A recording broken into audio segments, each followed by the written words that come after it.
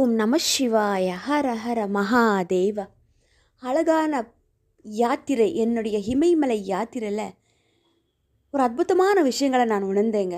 ஏன்னா நம்ம இமயமலை யாத்திரை போகும்போது இங்கேருந்து நம் சென்னையிலேருந்து டெல்லிக்கு போகிறோம். டெல்லியிலேருந்து ஹரித்வார், ஹரித்வார்லேருந்து சோன்பிரியா, சோன்பிரியாலேருந்து கௌரிகுண்ட் போகணும் இல்லைங்களா? இந்த நம்ம ஹரித்வார் தாண்டினாலே நம்ம சோன்பிரியா போகிற வழி பாருங்கள் எப்படி இருக்குது. ரொம்ப சிரமங்க. ஏன்னா பாறைக்கு இடையில தான் நம்ம இமயமலை அந்த சோன்பிரியா வண்டி மேலே ஏற ஏற அந்த போகிற பாதையெல்லாம் இப்படி தாங்க இருக்கும். அந்த பாறைக்குள்ள ரோடுங்க. ரொம்ப ரொம்ப ரொம்ப ரொம்ப கடினமான ஒரு பயணம். எல்லாருமே சொல்லுவாங்க, இந்த உசுரை கையில் பிடிச்சிட்டு போகிறேன்னு சொல்லுவாங்க இல்லைங்களா? அந்த மாதிரி ஒரு விஷயத்த இந்த இடத்துல நான் உணர்றோம். இந்த இடத்துல வண்டி ஓட்டுறக்கூடிய அந்த ஒரு ட்ராவல்ஸே ஆகட்டும், அந்த அங்கத்து பஸ்ஸே வேறு மாதிரி இருக்கும். அந்த ட்ராவல்ஸே ஆகட்டும், இந்த பஸ்ஸே ஆகட்டும், ஓட்டுறவங்க, அந்த ஓட்டக்கூடிய டிரைவரை நான் உண்மையாலுமே பாராட்டணும். ஏன்னா தினந்தோறும் அந்த வழியில் அந்த வண்டி ஓட்டுறாங்க பாருங்கள், எல்லாமே மண் சிலைங்க, ஃபுல்லாக அந்த பாறைக்குள்ளே. ஏன்னா உசுருக்கு நோ கேரண்டி, இறைவன் தவிர அந்த இடத்துல நம்மளை பாதுகாக்கக்கூடியவர் யாருமே கிடையாது. அந்த மாதிரி இந்த பஸ்ஸெலாம் நின்று தான் போகணும். கொஞ்சம் யோசிச்சு பாருங்கள், இந்த இடத்துல இப்போ இந்த பஸ் முன்னால் போயிட்டுருக்கு, அப்போ ஆப்போசிட் வர பஸ் எங்கே இருக்கும்? அங்கே ஒரு இடத்துல அவங்க ஸ்டாப் பண்ண மட்டும்தான் இந்த பஸ் எல்லாம் முன்னால் போவோம். ஸோ அந்தளவுக்கு ஒரு பயங்கரமான ஒரு பயணங்க இமயமலை. இமயமலையை நோக்கி நம்ம போகிற பாதையெல்லாம் இப்படி தான் இருக்கும் பாருங்கள். நின்று போகும். ஸோ அங்கே ஸ்ட்ரக் ஆகிடும், மண் சரிவு, எது வேலை நடக்கல. அந்த இடத்துல பார்த்திங்கன்னா எனக்கு உடம்பு சரியில்லாத சூழ்நிலை. இது இறைவனுடைய சோதனை கூட நான் சொல்லுவேன். பகவான் ஈசனே, என் அப்பன் தந்தையாரே, எனக்கு எப்படி இப்படிலாம் சோதனை கொடுக்குறேன்னு சொல்லிட்டு அந்த இடத்துலையும் நான் என்னுடைய வழிகளை உணர்ந்த அந்த நேரங்கள் அந்த இடத்துல ரொம்பவே இருக்குது பகவானே. ஆனால் இருந்தாலும் என் அப்பன் ஈசன் எப்போவுமே எனக்கு கைவிட்டது இல்லைங்க. எனக்கு நாங்கள் ஒரு ஆள் கிடையாது, என்னோட சார்பாக எல்லாமே இந்தி மக்கள், எனக்கு சொல்லிக்கிறதுக்கு ஒரு ஆள் கிடையாது. ஆனால் அந்த இடத்துலையும் சிவமாய் மகளே வா, நான் கூட நான் இருக்கேன்னு சொல்லி எனக்கு ஒரு நம்பிக்கை கொடுத்து வழிகாட்டியாக என்னை கூட்டி கொண்டு போகிறாங்க. அந்த பாதையில் போகக்கூடிய அந்த டிரைவருக்கு நான் உண்மையாலுமே தலைவணிக்கு கோடி நன்றி சொல்கிறேன். மண் சாலைக்குள்ளே அந்த மண் சரிக்கு பாருங்கள், அந்த ரோடெல்லாம் அப்படி தான் இருக்குது. அதுக்குள்ளவே டெய்லி பஸ்ஸு போய் வருது இல்லைங்களா? இந்த உசுரை கையில் பிடிச்சிட்டு போகிறாங்கன்ற மாதிரி அந்த பயணம் அப்படி இருந்ததுங்க. அது மட்டும் இல்லாமல் நாம் ஹரித்வார்லேருந்து சோன்பிரியா போனதுக்கப்புறம் சோன்பிரியாலேருந்து நம்ம கௌரிகுண்டு போனோம். கௌரிகுண்டு போகிற வழி பாருங்கள், மேலே அந்த வண்டி எப்படி போகுது பாருங்கள், ஃபுல்லாக மண் சரிகு தான். அதில் தான் அந்த வண்டி போய் ஆகணும். இறைவன் தான் தவிர இறைவன் மட்டும் அந்த இடத்துல யாருமே துணை கிடையாது. அந்த இடத்துல வண்டி போகணுமேங்க, இதுவே பெரிய விஷயம். இதெல்லாம் பெரிய பாக்கியமாக நான் நினைக்கிறேன். அந்த இடத்துல நம்மளை கூட்டு கொண்டு போய் சேஃபாக கூட்டு கொண்டு வந்தாங்களேன்னு சொல்லி அங்கே இருக்கக்கூடிய கங்கா மாதை நமக்கு தர்ஷனம் கொடுத்தாங்க பாருங்கள். அந்த கங்கா தாயாருக்கு கொடி நன்றி. அன்னையே போற்றி போற்றி.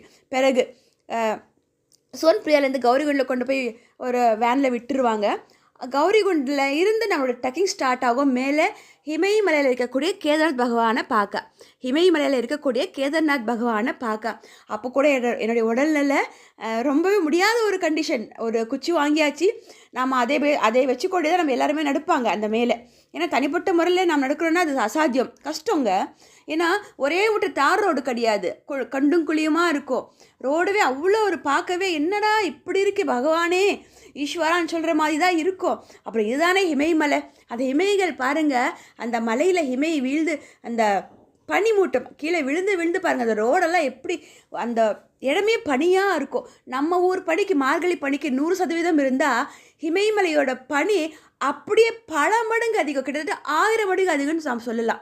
கிட்டத்தட்ட 1000 மடங்கு அதிகம்னு நாம் சொல்லலாம். இருந்தாலும் என்னுடைய உடம்பு சரியில்லாத நேரத்துலையும் நான் என் அப்பர் ஈசனை வேண்டிக் கொண்டு இந்த குச்சியை வாங்கணும், பைசா கொடுத்து அதை வச்சு கூட நம்ம நடந்து போயிட்டுருக்குறோம். சில பேர் இந்த மாதிரி 4 பேர் தூக்கிட்டு போவாங்க, கிட்டத்தட்ட 10,000 ரூபா சார்ஜ் வாங்குவாங்க. ஏன்னா கீழேருந்து மேலே 22 கிலோமீட்டர் போகணும் இல்லைங்களா? கண்டிப்பாக ஒரு ஆளுக்கு தூக்கிட்டு போகிறதுக்கு 10,000 ரூபா சார்ஜ் பண்ணுவாங்க.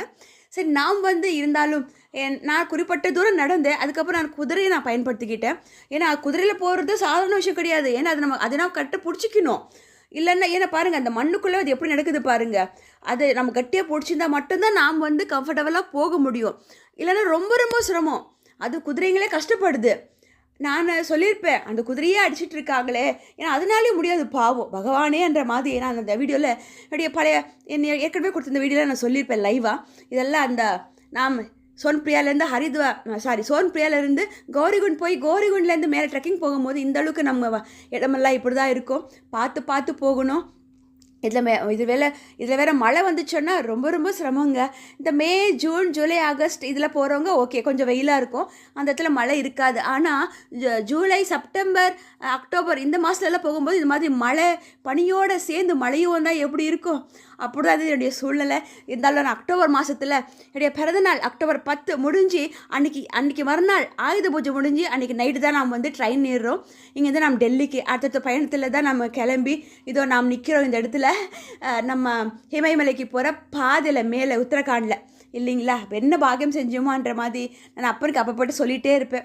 ஆனால் இருந்தாலும் இந்த மாதிரி வழியெல்லாம் இருக்கே பகவானே, இமயமலை ஃபுல்லாகவே இப்படி தான் இருக்கே, எப்படி மக்கள் போவாங்க, ஏதாவது வழிகாட்டு பகவானே அப்பன் ஈசனன்ற மாதிரி என்னுடைய வேண்டுதல் அப்படியெல்லாம் இருக்கும் பகவான்கிட்ட. இருந்தாலும் அப்பன் எந்த இடத்துலையும் யாருமே கைவிடலை. ஒரு குதிரையாகட்டும் நம்மளே ஆகட்டும் கைப்பிடிச்சி கூப்பிட்டு போகிறமா இருந்தது. ஏனென்றால் அந்த இடத்துல இருந்து உணர்ந்த எனக்கு தானே தெரியும் அந்த அந்த அற்புதமான சுகம் என்னவென்று, இல்லைங்களா? இந்த மாதிரி குண்டும் குழியுமாக இருந்தாலும் என்னை பத்திரமாக கூட்டிகிட்டு வந்து நல்லபடியாக இமயமலை யாத்திரை முடிஞ்சு பிறகு நாம் அங்கேருந்து மீண்டும் ரிட்டர்ன் வந்து அங்கேருந்து நம்ம இப்போ வந்து துங்கநாத் கிளம்பிட்டு இருக்கிறோம்.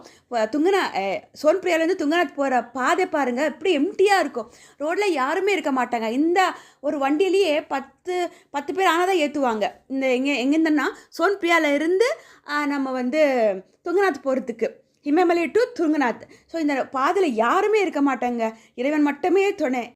நாம் இமயமலையிலேருந்து கிளம்பி சோன்பிரியா வந்து அங்கேருந்து நாம் வந்து துங்கநாத்துக்கு கிளம்புறவங்க ஒரு ட்ராவல்ஸ் வண்டி பிடிச்சி போகிற அந்த இமயமலை டு அந்த துங்கநாத்துக்கு போகிற வழி பாதை பார்த்திங்கன்னா ஆப்போசிட் வரக்கூடிய ஒரு ட்ராவல்ஸ் ஆகட்டும் ஒரு வண்டியே ஆகட்டும் பார்க்குறதுக்கு சிரமங்க. ஏதோ ஒரு வண்டி மட்டும்தான் போயிட்டு வருது. ஏன்னா அவ்வளோ ஹையஸ்ட் ஹீல்ஸ், இமயமலையே அவ்வளோ பெரிய ஹீல்ஸாக இருக்கக்கூடிய அந்த இடத்துல பகவான் நப்பனீஷன் 12 ஜோதிர்லிங்கத்தில் ஒரு ஜோதிர்லிங்கமாக அங்கே நமக்கு காட்சி கொடுக்குறாங்க. இமயமலையில் எவ்வளோ பெரிய எவரெஸ்ட் ஹீல்ஸ் அது, இல்லைங்களா? அதுவே பெருசாக நினச்சி கொண்டிருந்த நான் அங்கேருந்து பகவான் என்னை துங்கநாத்துக்கு கூட்டி கொண்டு வந்தார் பாருங்க. துங்கநாத்து பார்க்க பகவானே நான் உண்மையாலுமே அந்த இடத்துல என்னையே நான் மறந்துட்டேன். என்ன ஒரு இயற்கையை காட்சிங்க. 12 ஜோதிர்லிங்கத்தில் ஒரு ஜோதிர்லிங்கமாய் நம்ம சிவபெருமானை பார்க்குறோம். ஆனால் இங்கே துங்கநாத்தில் பஞ்சகேதரில் ஒரு கேதாருங்க. பகவான் அமைதியான கோலத்தில் நப்பனீசன் துங்கநாத்தில் உட்காந்துருக்காங்க. உலக வரலாற்றிலேயே ஹையஸ்ட் ஹீல்ஸுங்க. பகவானை நாம் என்ன பாக்கியம் செஞ்சோமான்னு சொல்லி கோடானு கோடி நன்றி சொன்ன இறைவனுக்கும் என்னுடைய முன்னோர்களுக்கும் குருமார்களுக்கும் என்னுடைய இயற்கைக்கும் இந்த பிரபஞ்சத்துக்கும் எனக்கு கூட்டி கொண்டு போனாயா என் குலசாமியன்னு சொல்லி கோடானு கோடி நன்றி சொன்னேன் அந்த இயற்கைக்கும். என்ன அழகுங்க, எவரெஸ்ட் ஹீல்ஸுங்க. இமயமலையே பெரிய எவரெஸ்ட் அண்ணா துங்கநாத் அதுக்கும் மேலாக எவரெஸ்ட்டுங்க. கண்டிப்பாக என்னை நானே மைவர்ந்த அந்த ஒரு நிகழ்வை நான் கோடி ரூபாய் கொடுத்தா அதுக்கு ஈக்குவல் இல்லைங்க. அவ்வளோ ஒரு சந்தோஷம். பகவானே என்ன இந்த ஸ்வர்க்கத்துக்கு கூட்டிகிட்டு கொண்டு வந்தாயா பகவானே, நான் என்ன பாகியம் செஞ்சேனா, என்னை பெற்றெடுத்து தாய் தந்தைக்கு கொடான கொடி நன்றி. என்னுடைய முன்னோர்களுக்கும் குருமார்களுக்கும் என் இயற்கைக்கு இந்த பிரபஞ்சத்துக்கும் ஸ்ரீராமருக்கு உஷபகாலத்தில் தாய் தந்தைக்கும் எல்லாருக்கும் கொடான கொடி நன்றி. வெற்றிவேல் முருகருக்கும் நன்றி. ஹர ஹர மகாதேவா. தந்தையே